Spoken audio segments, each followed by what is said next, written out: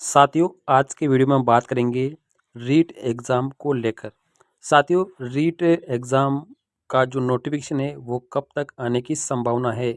साथियों, यहाँ पर रीट के बाद में जो मुख्य परीक्षा होती है उसका नोटिफिकेशन है, जिसे हम थर्ड ग्रेड टीचर भी कहते हैं, उसका नोटिफिकेशन है वो लगभग साथियों आपका 7 नवंबर के आसपास यहाँ पे कर्मचारी चयन बोर्ड यहाँ पर रिलीज करने वाला है।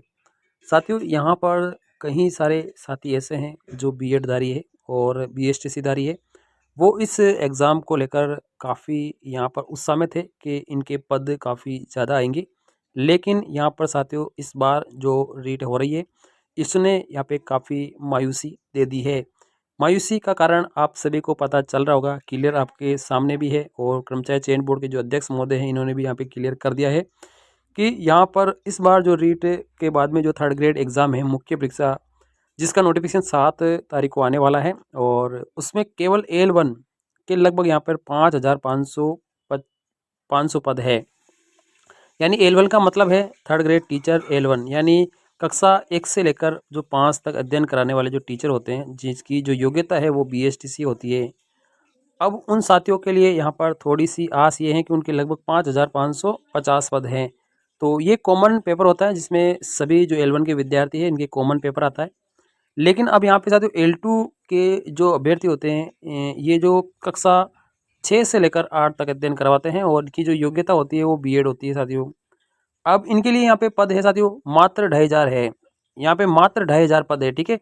और साथियों इसमें भी सब्जेक्ट अलग अलग होते हैं, जैसे हिंदी अलग है, इसके बाद अगर आपके साइंस है, साइंस मैथ है, कई सारे सब्जेक्ट इसमें होते हैं, संस्कृत वगैरह, ठीक है।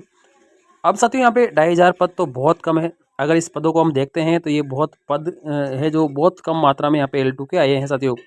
यानी अगर हम बात करते हैं तो राजस्थान के इतिहास की अगर बात करते हैं तो जो थर्ड ग्रेड जो भर्ती है साथियों सबसे छोटा नोटिफिकेशन ये रहने वाला है। यानी मात्र 7,500 पदों की ही वैकेंसी, सबसे कम पद इस बार इस वैकेंसी में देखने को मिल रहे हैं साथियों। ये बहुत नाकाफ़ी है छात्रों के हिसाब से। छात्रों की संख्या लाखों में है और जो पदों की संख्या है वो मात्र हज़ारों में है।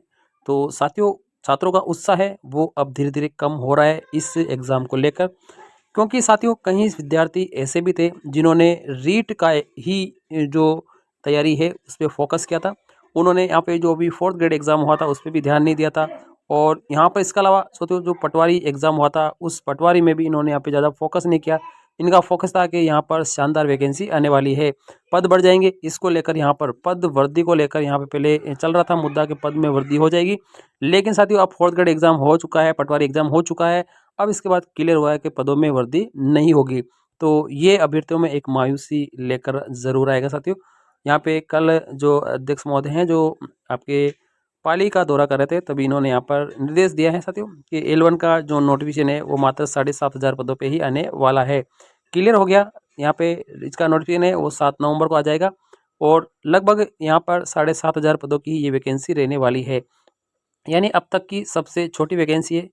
अब यहाँ एल2 के जो पद है इसमें सबसे ज़्यादा जो पद है वो साइंस मैथ्स के हैं, लगभग 1,000 पद हम कह सकते हैं। 1,000 पद तो केवल साइंस मैथ्स के हैं, बाकी सामाजिक है, हिंदी है, संस्कृत है, उनके लगभग साथियों 200 300 कुछ पद ही यहाँ पर रहने वाले हैं।